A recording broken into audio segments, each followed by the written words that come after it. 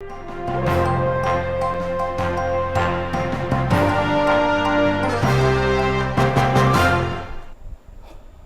स्वागत है आप सभी का। आप देख रहे हैं मुद्दा और मैं हूं आपके साथ कुमार कुणाल धीरज। मुद्दा में आज बात करेंगे सियासी बिसात में फंसे टैरिफ की। जी हां, सपा अध्यक्ष अखिलेश यादव ने कहा है कि अमेरिकी टैरिफ से उत्तर प्रदेश का निर्यात प्रभावित हुआ है।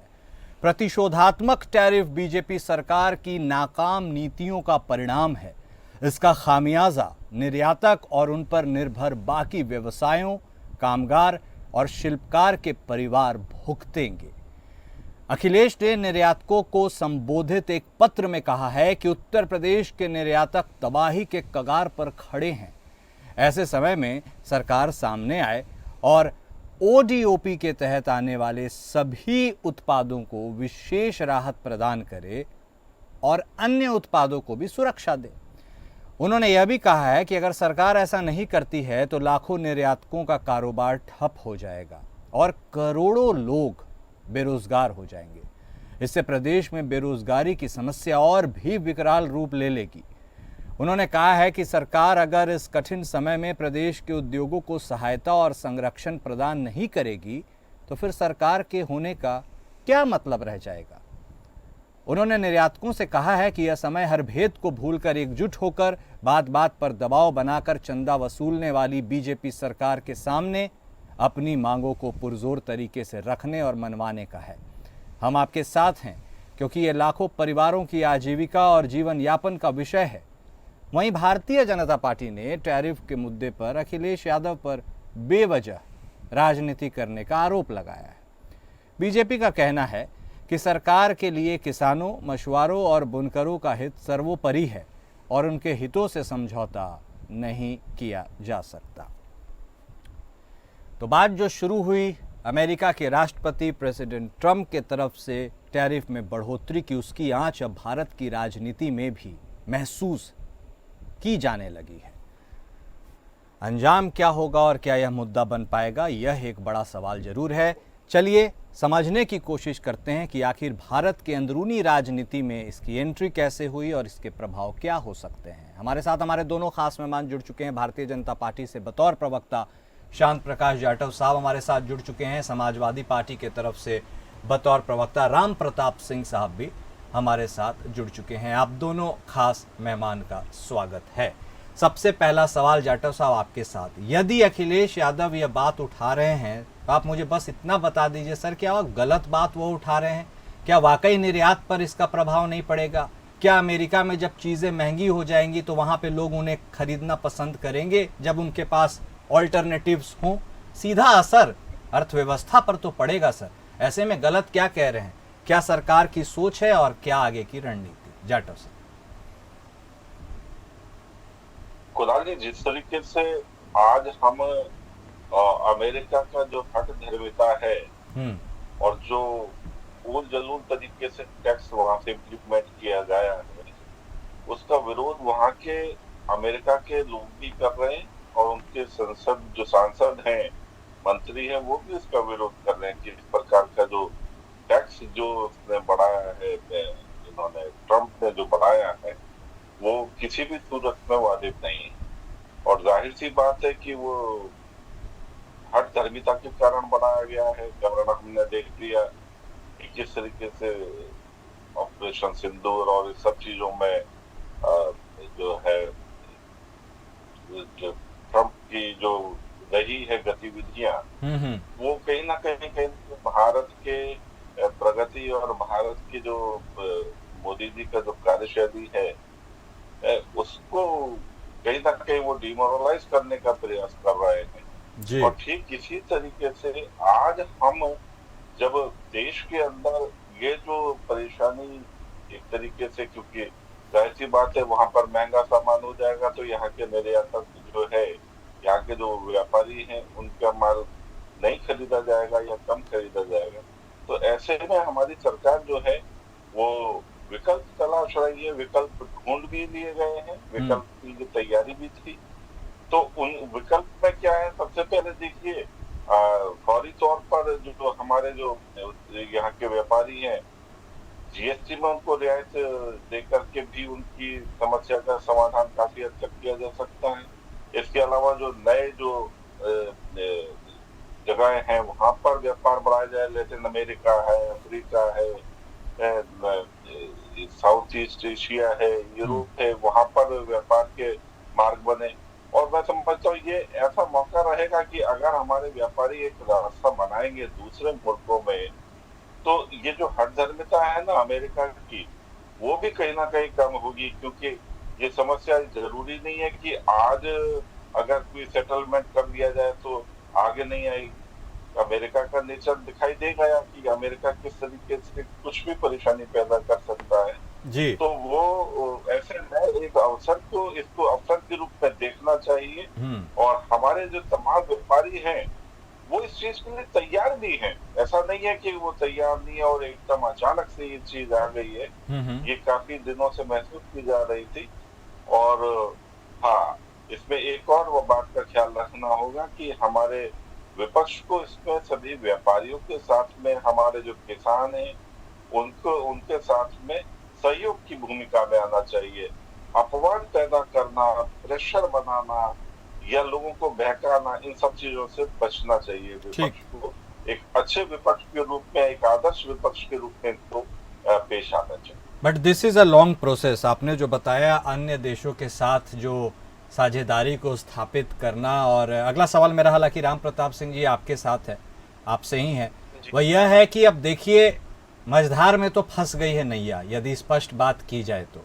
और ऐसे में कैसे कब निकलेंगे? क्या एफटीए हमारा यूरोप से हो पाएगा जिसकी बुनियाद तो रख दी गई है? क्या रशिया के साथ हम व्यापार को और आगे बढ़ाएंगे, या अमेरिका जो दबाव कर रहा है? ये सारी अलग बातें हैं।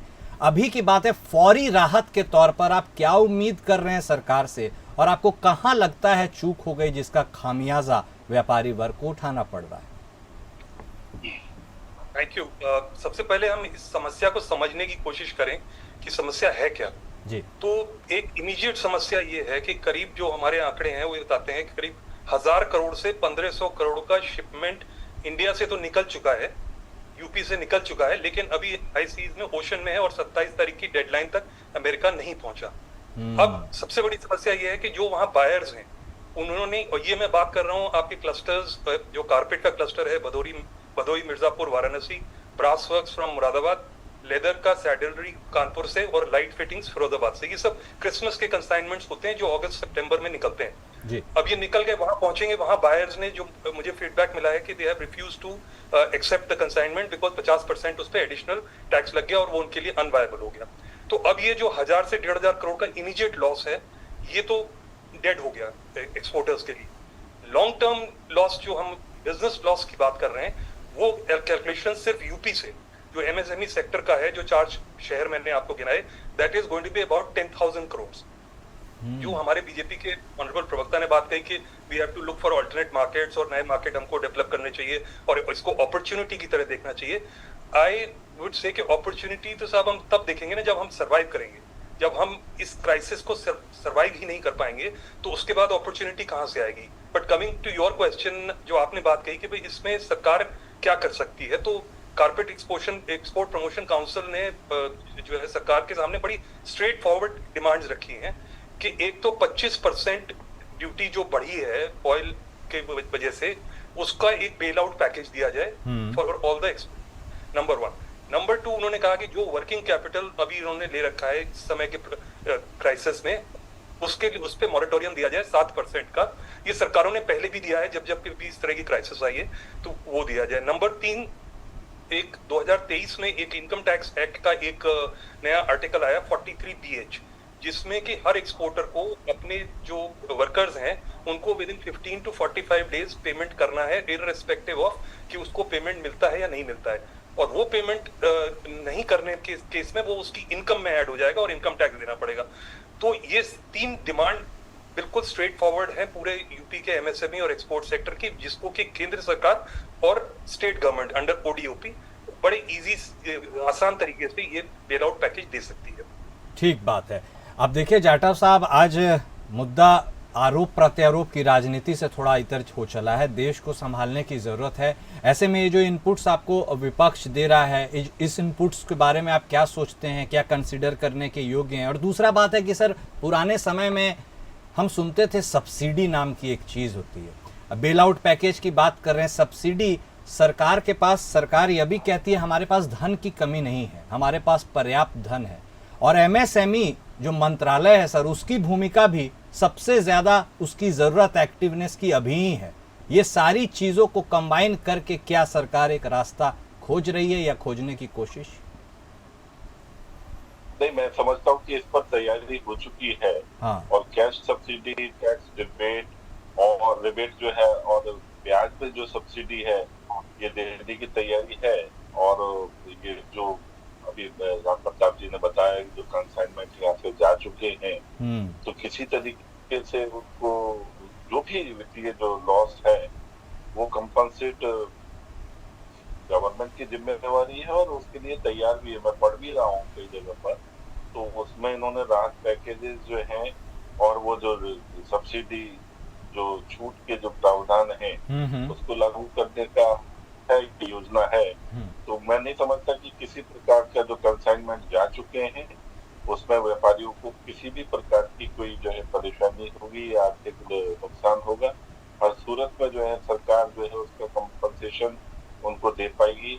और देने के तमाम तरीके हैं, जैसे अभी बताया कि इनकम टैक्स में छूट का विषय है, जीएसटी में छूट का विषय है, ये सब चीजें की जा रही है। मैं पढ़ रहा हूँ अभी, ये सब इस पर काम किया जा रहा है और उनको इसका जो नुकसान है वो सरकार जो है उसको टॉलरेट करने के लिए तैयार।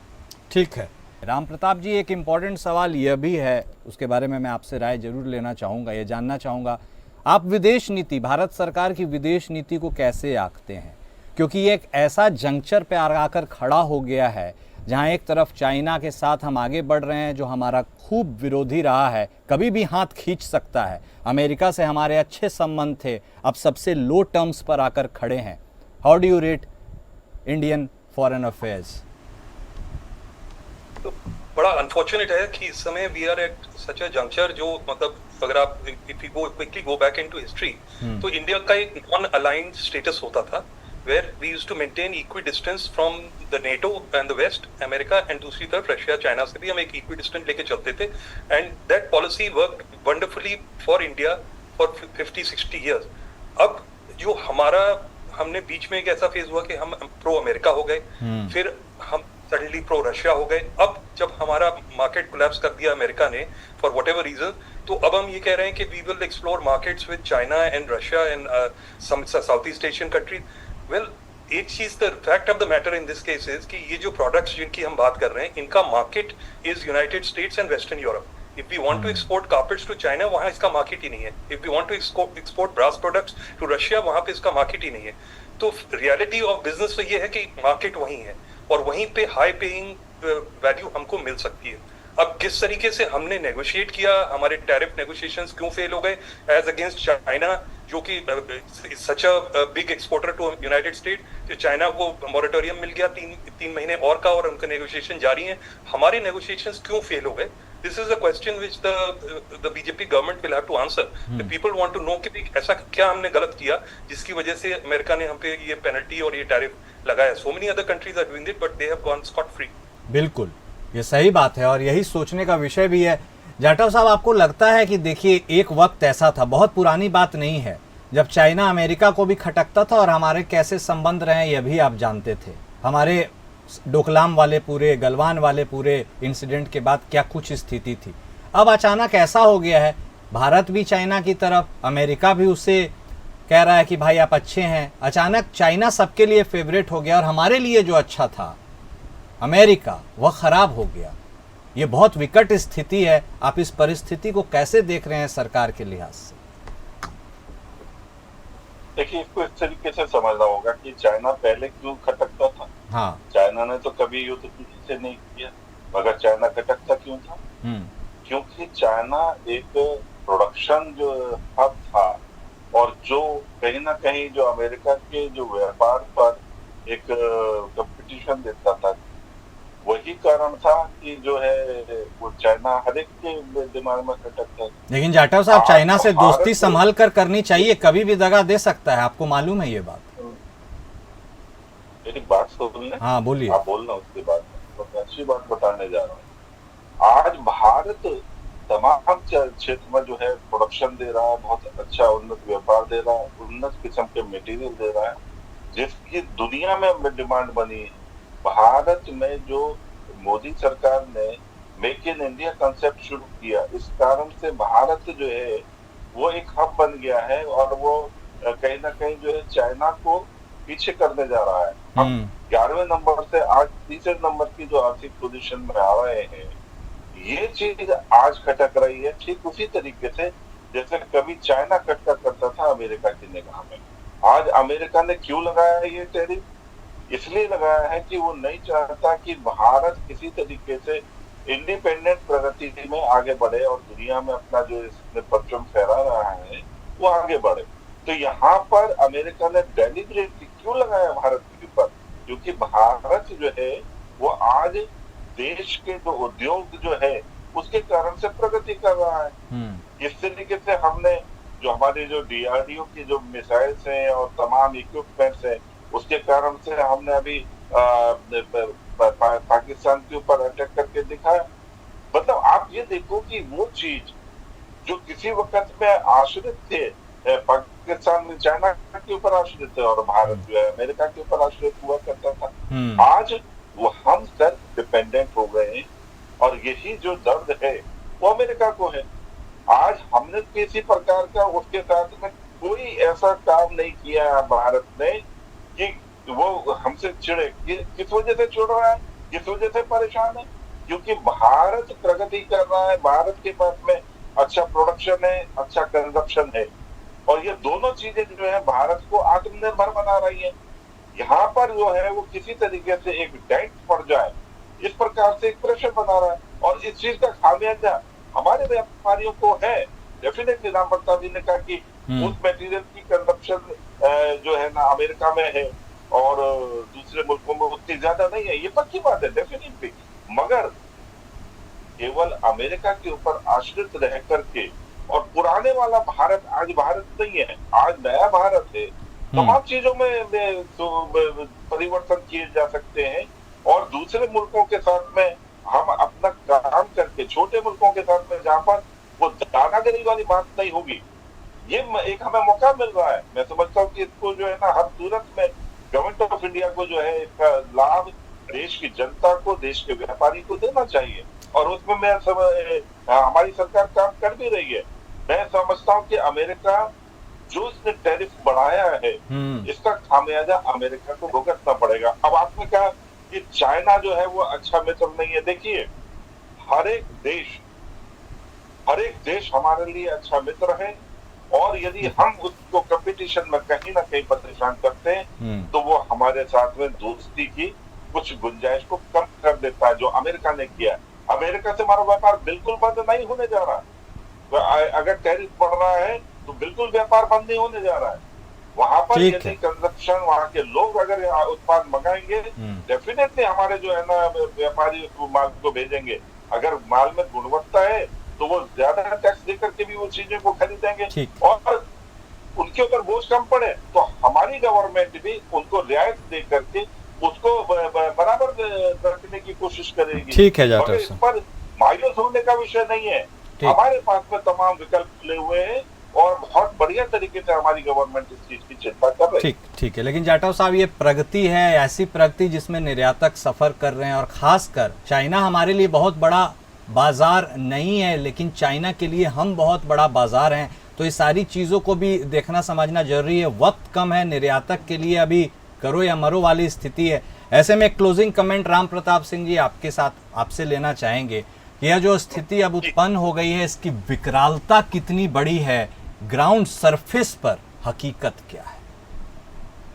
उत्तर प्रदेश में जो मेरा आकलन है करीब 10,000 करोड़ का टर्नओवर लॉस होने जा रहा है इस टैरिफ से और करीब 25 से 30 लाख फैमिलीज जो डायरेक्टली इन व्यवसायों से जुड़ी हुई हैं as in the value chain of as workers and कारीगर्स, कोई जॉब लॉस होने जा रहा है। ये तो बहुत बड़ा चैलेंज उत्तर प्रदेश के सामने आ जाएगा अगले 6 महीने के अंदर।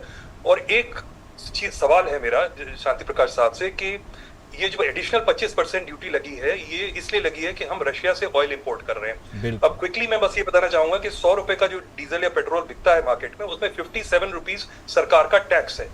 तो अगर सरकार चाहे तो वो रशिया से ऑयल इंपोर्ट करना बंद कर दे और थोड़ा महंगा ऑयल अगर कहीं और से लेती है गल्फ से, और ये टैक्स कंपोनेंट कम कर देती है जिससे कि आम आदमी उपभोक्ता को फर्क ना पड़े, तो हो सकता है कि ये 25% रिडक्शन हो जाए। See, international relations and business is about diplomacy and give and take. तो हमको ये देखना है कि अभी करंट में हमारे लिए, देश के लिए क्या फायदेमंद है। तो ये एक मेरा सुझाव है, इसको भी शायद कंसिडर किया जाए। नहीं, ठीक बात है। और अभी राम प्रसाद जी ने जो बात कही हाँ, है हाँ। कि रशिया से तेल लेना बंद कर दिया जाए, तो यानी कि हम घुटने टेक दें अमेरिका के सामने। आप मतलब अमेरिका हमसे ये चाह रहा है ना कि हम रशिया से तेल लेना बंद करें।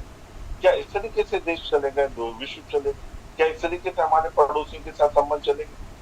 किसी प्रकार की ब्लैकमेलिंग से राम प्रसाद जी मार्केट नहीं चलेगा। मैं तुमसे तेल लेना, अमेरिका इससे रशिया से तेल लेना बंद कर दूं और मेरे व्यापारी को वो तंग करे, वो तो कल को किसी और चीज के लिए, क्योंकि इससे तो खून मुंह लग गया। इसलिए मैं ये समझता हूँ आपका सजेशन ठीक है, भावनात्मक है, मगर क्या हम इतनी बड़ी 140 करोड़ लोगों की जो जनसंख्या है वो किसी भावनात्मक से नहीं, बल्कि हमें सामने वाले की आंख में आंख डाल करके हमें कुछ स्टेप उठाने होंगे, क्योंकि अगर उससे डर गए तो फिर और चीजों में। लेकिन जाटव साहब, अब अग्नि परीक्षा भारत सरकार, यूपी सरकार के एमएसएमई मंत्रालय की है। आपको अतिरिक्त फंड उसे देना होगा ताकि वह बेल आउट पैकेज जिसकी बात कर रहे थे राम प्रताप सिंह साहब, उसको रिलीज कर सके, ताकि फौरी तौर पर जमीन पर निर्यातकों को राहत तो मिले सर। वरना जो भयावह मंजर की बात वो 6 महीने में कर रहे हैं, वो तो अलार्मिंग हो जाएगा। डेफिनेटली सरकार इस चीज की चिंता भी कर रही। मैंने क्या कहा, ठीक, उसके सामने घुटने नहीं करिए सर, करिए, चिंता करिए, चिंता करने की भी जरूरत है, चिंतन करने की भी जरूरत है, और अभी इन सब चीजों की बहुत जरूरत है भारत के निर्यातकों को। बहुत शुक्रिया, वक्त इतने की इजाजत देता है सर आप दोनों खास मेहमान का इस चर्चा में शामिल होने के लिए, अपने वैल्यूएबल इनपुट्स हमारे दर्शकों के सामने रखने के लिए। देखिए, घड़ी तो विकट है, लेकिन यही वक्त है जब सरकार का भी टेस्ट होता है, और इस टेस्ट में वो पास होती है या फेल, यह वक्त तय करेगा। मुद्दा में आज बस इतना ही। नमस्कार।